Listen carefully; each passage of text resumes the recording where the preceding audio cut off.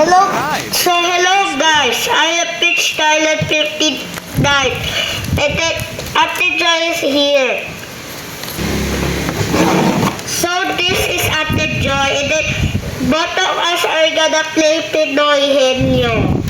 Alright, so Ate Joy is gonna be placing me a paper here and then I'm gonna close my eyes. Huwag ganyan. Huwag ganyan. Huwag nga takpan yun. Alright, so I'm gonna start with our henyo na. So guys, even I look at the paper, I can see it. Look, it is because Ate Joy covered the word and then she's gonna show it to me later if I guessed it.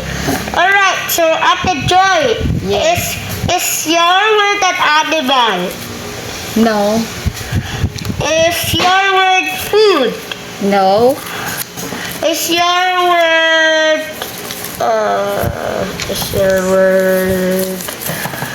a material thing? Yes.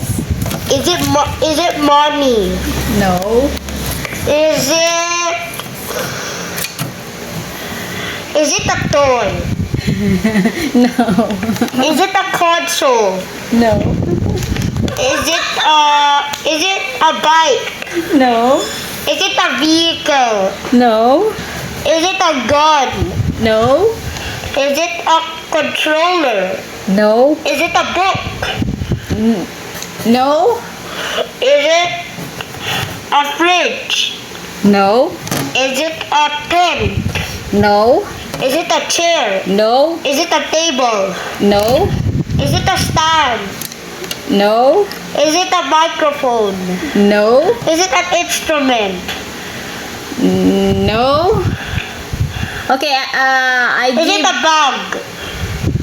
No. Alright, so what's the hint?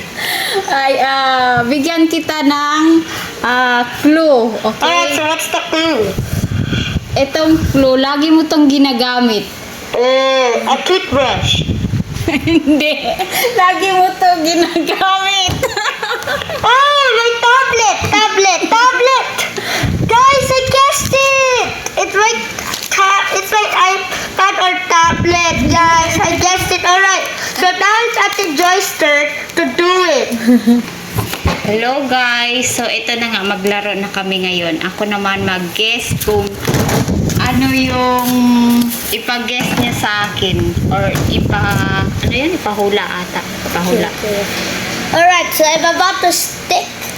Oh, I'm ito about na- to stick her word up to her face.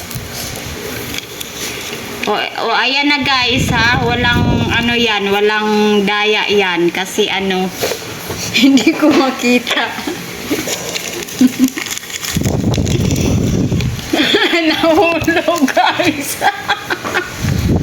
Ayusin mo naman mag. Bakit to na lang ikaw? Okay.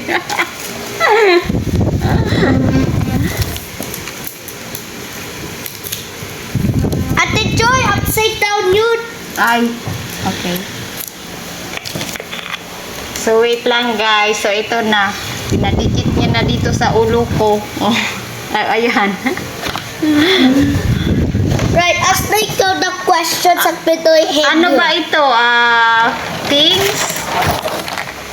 Things ba ito? Yes. Ito madalas mo ginagamit? Sa school. Ballpen? Hindi. Notebook? Hindi. Eraser? Hindi. Lapis? Hindi. Perles? Hindi. Pencil case? No. Mic? Hindi. It's the thing that you use for drawing. Marker? Correct! Okay, thank you for watching guys. So, next naman, okay? Alright, so goodbye guys. So you saw us what we did. It was correct. It was marker, look. It was marker. Goodbye guys and then see you another video. Goodbye!